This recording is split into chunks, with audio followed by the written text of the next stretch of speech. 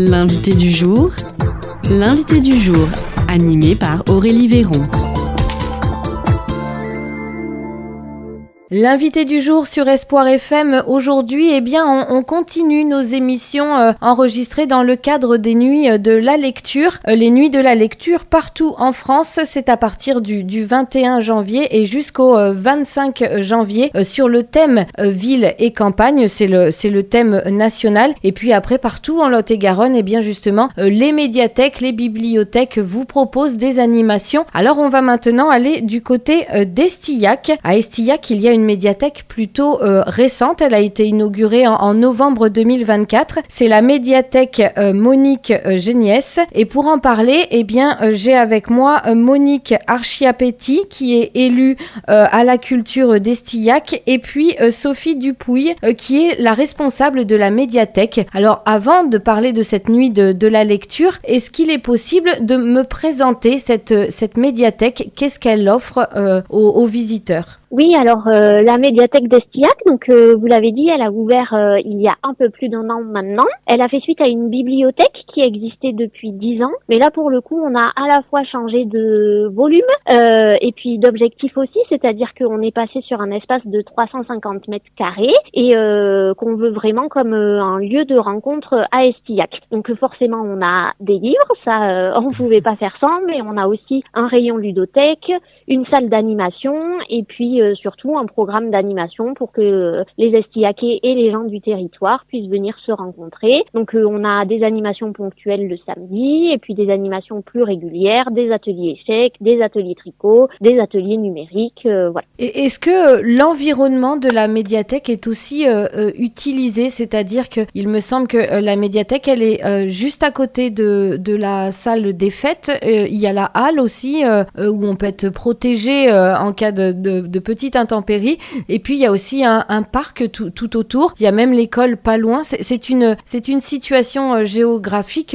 parfaite. Oui, tout à fait, la situation est parfaite. On a la médiathèque qui est rattachée à la salle multi-activités où il y a beaucoup de clubs sportifs qui viennent s'entraîner, on commence à avoir quelques compétitions, et qui a été inaugurée aussi en 2024. Voilà, et c'est vrai qu'elle est très bien située, il y a les écoles en face, on a la crèche, on a les MAM qui sont pas loin, on a l'ALSH aussi qui est à côté, on a beaucoup de diversité. Voilà.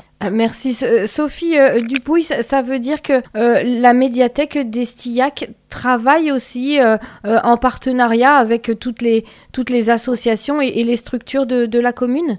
Oui, complètement. Pour le coup, on reçoit toutes les classes de l'école d'Estillac. Donc pour nous, c'est chaque semaine. Pour chaque classe, c'est une semaine sur 2. Donc on reçoit les écoles, on reçoit les 2 crèches de la commune, qu'elles soient publiques ou privées. On a des projets en commun sur toutes les vacances avec le centre de loisirs. On a des ateliers périscolaires aussi. Et puis après, effectivement, on se repose sur les associations pour co-construire un programme d'animation. Et la volonté, c'était aussi de faire un lien avec la salle à côté. Et par exemple, on a le cheerleading tous les samedis et pendant que les jeunes cheerleaders s'entraînent, en général, on a les grands frères, les mamans qui viennent, qui passent, soit juste pour prendre les livres, soit pour rester jouer pendant l'entraînement. Donc le lien, il existe complètement. Et on a aussi le lien avec la halle, puisqu'on a eu la volonté d'ouvrir plus tard le jeudi soir. On ferme à 18h30 pour que les gens qui font le marché sous la halle le jeudi puissent également faire un crochet par la médiathèque. Oh, super. Donc, si on dit médiathèque, c'est qu'on peut bien sûr consulter et emprunter des livres. Est-ce qu'il y a d'autres médias, d'autres choses à emprunter? Alors, il y a surtout ce qui est musique, donc CD, vinyle, livre audio. On n'a pas forcément le public pour. On a la proposition, mais c'est vrai que ça fait pas partie des demandes de nos lecteurs. On est vraiment sur des abonnés qui empruntent le plus les livres. Et après, tout ce qui est rayon ludothèque, il fonctionne très bien. Par contre, la volonté, c'était que justement la médiathèque soit un lieu où on puisse rester et se rencontrer. Donc les jeux ne s'empruntent pas. L'idée, c'est vraiment de venir jouer sur place. Et pour le coup, ça fonctionne fonctionne bien, que ce soit et dans la salle de médiathèque ou dans la salle d'animation, où on a parfois jusqu'à 2-3 familles qui jouent côte à côte et qui parfois finissent par jouer ensemble du coup. Donc c'était vraiment la volonté. Madame Archia Petit, en tant qu'élue à la culture, cette nouvelle médiathèque, c'était un projet en tête depuis de longues années. Comment ça s'est passé, la mise en place de ce projet ?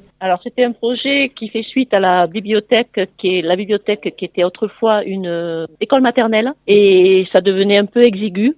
Les livres prenaient beaucoup de place et tout ça venait vraiment très exigu. Et on a profité de la construction de la salle multi-activité à côté pour faire en même temps la médiathèque et faire une belle médiathèque qui soit très agréable, voilà. Et en plus, on n'était pas gratuit quand c'était bibliothèque. Il y avait un petit budget demandé. Et là, la médiathèque est entièrement gratuite pour les Estillacais et pour toutes les communes aux alentours. C'est gratuit pour tout le monde. Ah, mais ça, il faut le dire. Et de ce fait, on a d'accord. beaucoup d'abonnés. D'accord. Donc, on peut emprunter des livres gratuitement à la médiathèque d'Estillac quand on est dans la zone d'habitation, c'est ça? Oui, pour le coup, l'adhésion à la médiathèque est gratuite, quelle que soit la commune de résidence. Une fois adhérent, la personne du coup peut emprunter plusieurs documents et peut participer à nos animations qui, elles aussi, sont gratuites. C'était vraiment une volonté politique de libérer l'accès sans qu'il y ait aucun frein et notamment pas de frein budgétaire. Est-ce que du coup, depuis un an à peu près de l'ouverture de cette nouvelle médiathèque, est-ce que la ville d'Estillac se rencontre plus régulièrement? Est-ce que ça a créé un véritable lieu de vie, de rencontre et de mouvement dans la commune entre les habitants? Oui, effectivement, ça a créé un lieu de rencontre. Vu le nombre des abonnés, il y a souvent beaucoup de monde dans la bibliothèque. Les gens discutent ensemble, les enfants se connaissent de par l'école. Donc ça fait vraiment un lieu de rencontre, oui. Au niveau d'Estillac, oui. Parce qu'en plus, à Estillac, on a la médiathèque, mais on n'a pas de commerce autour ni quoi que ce soit. Donc c'est vraiment le lieu de vie de la commune, là. D'accord.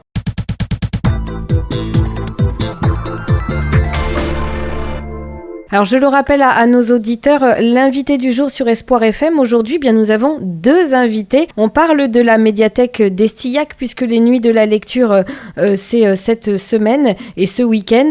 Donc Sophie Dupouille, responsable de la médiathèque, est avec nous, ainsi que Monique Archia-Petit qui est élue à la culture d'Estillac. On va maintenant parler justement de cette nuit de la lecture. Est-ce que c'est un rendez-vous incontournable aussi pour la médiathèque d'Estillac? Alors oui, pour le coup, ça l'était déjà du temps de la bibliothèque qui n'avait pas un gros programme d'animation, mais c'était vraiment un rendez-vous qui tenait déjà à cœur aux organisateurs et aux élus. Et donc là, on maintient la tradition en essayant une fois par an de programmer, de faire une proposition spécifique aux nuits de la lecture. Est-ce que cette programmation, elle est travaillée juste par l'équipe de la médiathèque ou c'est aussi un travail de partenariat avec d'autres associations, d'autres structures? Alors pour le coup, c'est le cas pour l'ensemble de notre programme d'animation, c'est-à-dire que nous, on a nos idées, nos axes, nos volontés, mais on est toujours à l'écoute de ce qu'on a envie de faire, en effet, les forces vives du territoire. Et donc là, en effet, c'est le cas, par exemple, où on propose parmi les animations un atelier aquarelle, donc en compagnie de Paola, qui est une aquarelliste du territoire, et qui, en fait, elle est venue nous faire une proposition qui, forcément, nous a séduit. Donc c'est la 3e fois qu'elle vient à la médiathèque. Et oui, en effet, le programme, il est quoi qu'il arrive co-construit avec les acteurs du territoire et l'équipe de la médiathèque, que ce soit les salariés ou les élus. Alors, vous nous avez donné une animation proposée pour ces nuits de la lecture. Est-ce qu'on peut revenir justement sur ce programme? Qu'est-ce que vous proposez? Oui, alors pour le coup, on s'est centré sur le samedi après-midi puisque nous, c'est notre temps où justement on a le plus notre public. On a proposé donc cet atelier aquarelle parce que Paola est architecte de métier. Donc quand on a vu le thème ville et campagne, on a su qu'elle serait séduite et qu'elle saurait nous faire une proposition qui plairait aussi à nos abonnés.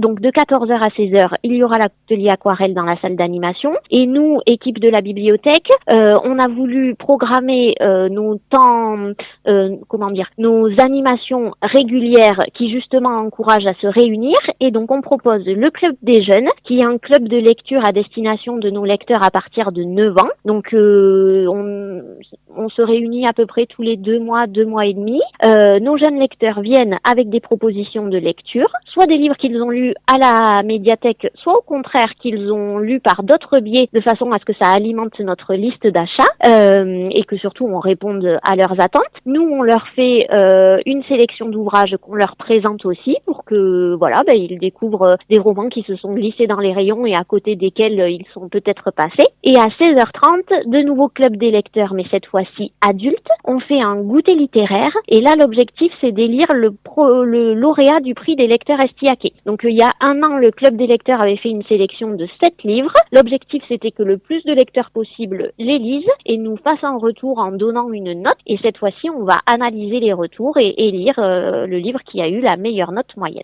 Donc on a vraiment pensé cet après-midi-là comme un temps d'échange autour du livre et justement que tout le monde ait l'occasion de venir se réunir et discuter. Eh bien, parfait. Si on souhaite justement retrouver ce programme des Nuits de la Lecture, on va où sur Internet ? Oui, alors en tapant Médiathèque d'Estillac, vous tombez sur notre site internet, notre catalogue, avec un premier bandeau sur toutes nos actualités où c'est annoncé. Et puis après, surtout, vous pouvez nous suivre sur les réseaux. On a une page Facebook et une page Instagram qu'on essaye de faire vivre, avec à la fois nos animations, mais aussi on met en avant les livres qui sont dans nos rayons. On essaye de faire des petites thématiques originales. Juste avant Noël, on avait le calendrier de l'Avent où on a ouvert chaque jour un nouveau livre, pour que nos lecteurs puissent découvrir toutes les richesses de la médiathèque. Donc les réseaux sociaux, c'est la bonne porte d'entrée pour nous connaître. Comme on est 2026 en janvier, c'est le moment aussi de prévoir toute l'année. La médiathèque d'Estillac pour cette année 2026, est-ce qu'il y aura quelque chose de particulier, une date à retenir, un thème pour toute l'année ? Alors, on n'a pas de fil rouge à proprement parler. Par contre, effectivement, on a commencé à communiquer sur notre programme de janvier à juin, donc toujours pareil, qu'on peut retrouver sur les réseaux sociaux. L'idée, c'est qu'on ait le maintien de nos ateliers réguliers, donc le tricot 1 semaine sur 2 le vendredi, les ateliers numériques grand public tous les jeudis après-midi, et les ateliers échecs jeunes le mercredi, et échec adulte tous les samedis matins. Donc ça c'est le programme de base et puis après nous on a essayé de faire en sorte qu'il y ait au moins 3 rendez-vous qui changent chaque mois le samedi. Donc ça peut être des petits contes théâtralisés, donc des lectures pour les 0-3 ans. Ça peut être des goûters comptés, donc on a une cuisine dans la salle d'animation et les enfants confectionnent un gâteau avec ma collègue et le temps de la cuisson, elle leur lit une histoire toujours autour d'une thématique. On a aussi au printemps une soirée comptée où là on est plutôt sur le mardi soir. Après l'école, les enfants sont invités à venir nous retrouver. On a des samedis jeux de société. Donc voilà, pas de fil rouge, mais un programme qu'on veut assez complet et qui puisse plaire à tous, quel que soit l'âge et les centres d'intérêt.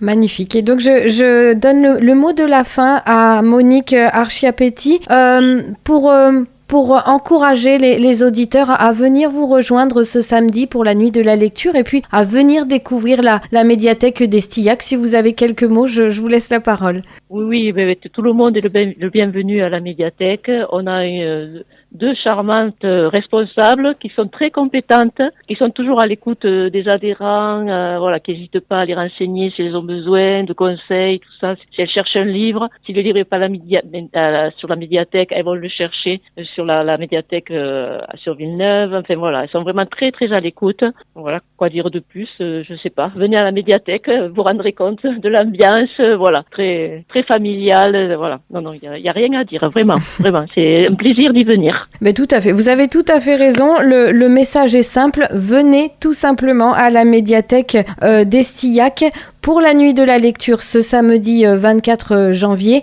mais aussi régulièrement pour découvrir ce lieu de vie assez récent dans un endroit très, très agréable à découvrir. En tout cas, merci beaucoup à toutes les deux, à Monique Archiapetti, donc élue à la culture d'Estillac, et puis Sophie Dupouille, responsable de la médiathèque Monique Génis à Estillac. Merci à toutes les deux.